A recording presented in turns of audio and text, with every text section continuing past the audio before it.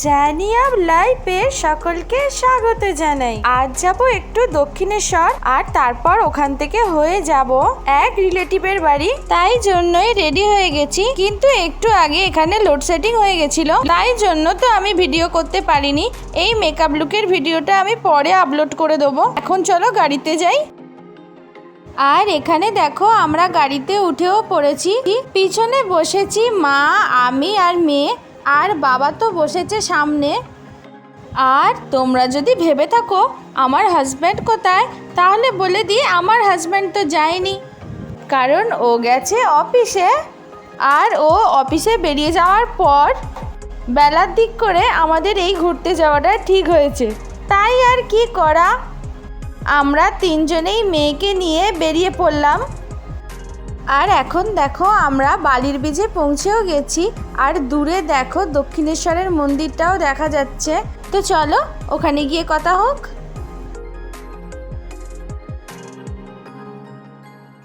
আর দেখো তোমাদের সাথে কথা বলতে বলতে মন্দিরের গেটের কাছে পৌঁছেও গেছি।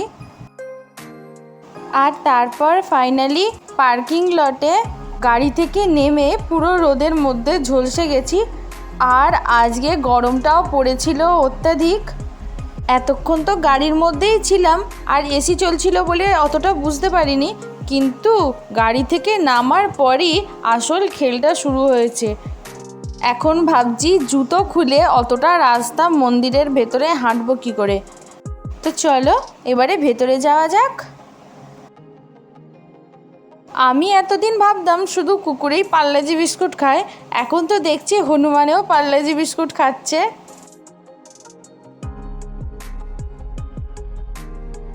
তো তারপর আমরা এগিয়ে চললাম। আর তোমরা অবশ্যই কমেন্ট করে জানাও যে আমাকে আজকে এই লুকে কেমন লাগছে।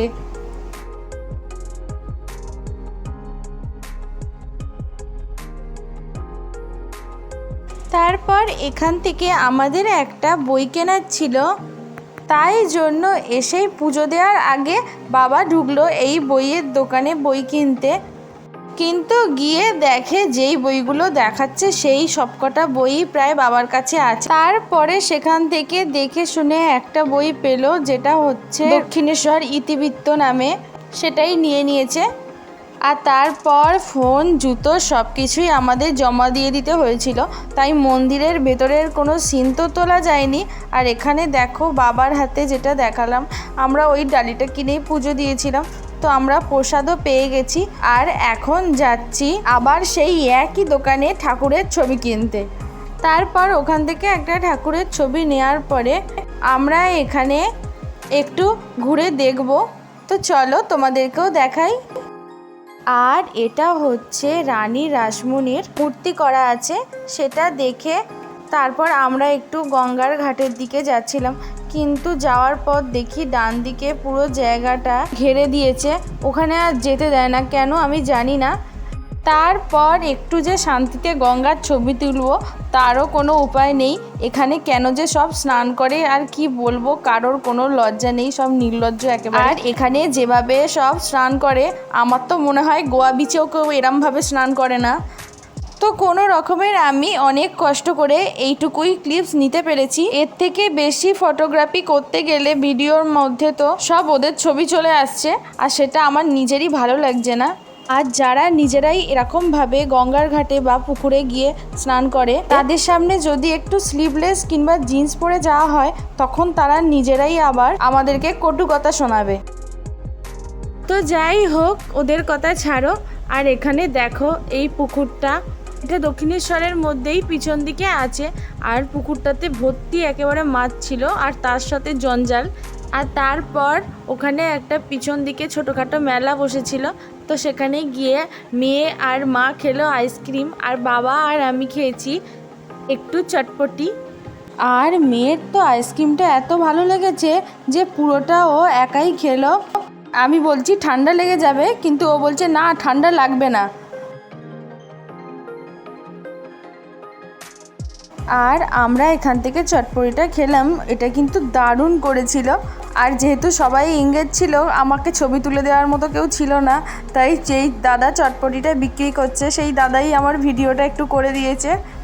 আর তারপর খেয়ে ওখান থেকে তাড়াতাড়ি বেরিয়ে এলাম। আর এসে এখানে মা একটু বাড়ির জন্য প্যাঁড়া কিনছিল, আর আমি দাঁড়িয়ে দাঁড়িয়ে পোজ দিয়ে ভিডিও করছিলাম।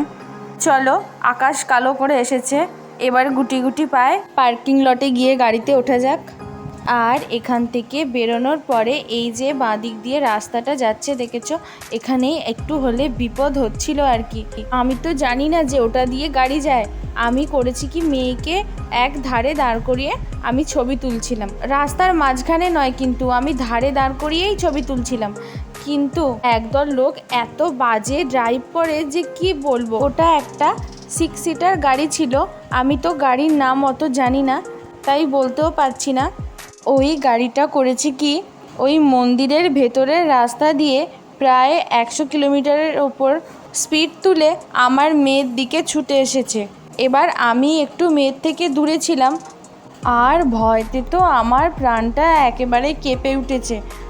ওটা তো আর হাই রোড বা মেন রোড নয়, একটা মন্দিরের ভেতরের রাস্তা। ওরকমভাবে যে গাড়িটা চলে আসবে আমি ভাবতেও পারিনি।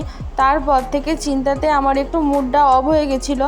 তারপরে ভাবলাম যে যাই হোক, কিছু তো হয়নি, ভগবান তো রক্ষা করেছে। তো তারপর ওখান থেকে বেরিয়ে আমরা যাচ্ছিলাম বরানগরের দিকে। আর ওখানে যেতেই এই মন্দিরটা আমি দেখতে পেলাম, তাই ভাবলাম এটারও একটুখানি ভিডিও নিয়ে নেওয়া যাক। খুব সুন্দর ছিল মন্দিরটা। সময়ের অভাবে তো ভেতরে যেতে পারিনি, বাইরে থেকেই ঠাকুর প্রণাম করে আমরা বেরিয়ে চলে এলাম আমাদের সেই রিলেটিভের বাড়ি। আর ইনি হচ্ছেন আমার শ্বশুরমশাইয়ের মাসি। আর যাওয়ার পরপরই ওনারা আমাদেরকে মিষ্টি, আলুর চপ, ভেজিটেবিল সব খেতে দিয়েছিল। আর ইনি হচ্ছে বাবার মাসি। এখন এতটাই অথর্ব হয়ে গেছে যে কিছু বলার নেই, কিন্তু এক সময় ইনি একটা গভর্নমেন্ট সার্ভিস চাকরি করতেন, আর ওনাদের বাড়িটাও নষ্ট হয়ে গিয়েছে। তাই আর কদিন পরেই বাড়িটা ভেঙেও প্রমোটিং হয়ে যাবে। আর তারপর দেখো সারপ্রাইজ, আমার হাজব্যান্ড অফিস থেকে ডাইরেক্ট চলে এসেছিল। তারপরও বেশিক্ষণ তো থাকতে পারিনি, আধ ঘন্টা মতো ছিল। আর তারপর সবাই মিলে একসাথে বাড়ি চলে আসছি। আর এখন আমরা চলে এসেছি আমাদের ফ্ল্যাটের গেটের সামনে। আর মেয়ে খেলা করছে বাবলসটা নিয়ে। এটা ওর দক্ষিণেশ্বর থেকে বায়না করে কিনেছে, কিনে দিতেই হবে আর কি। আর তারপর ফাইনালি চলে এলাম নিজের ঘরে। তো আজকের ভিডিওটা আমি এখানেই শেষ করছি। ভালো লাগলে লাইক, কমেন্ট এবং আমার চ্যানেলটাকে সাবস্ক্রাইব করে দেবে।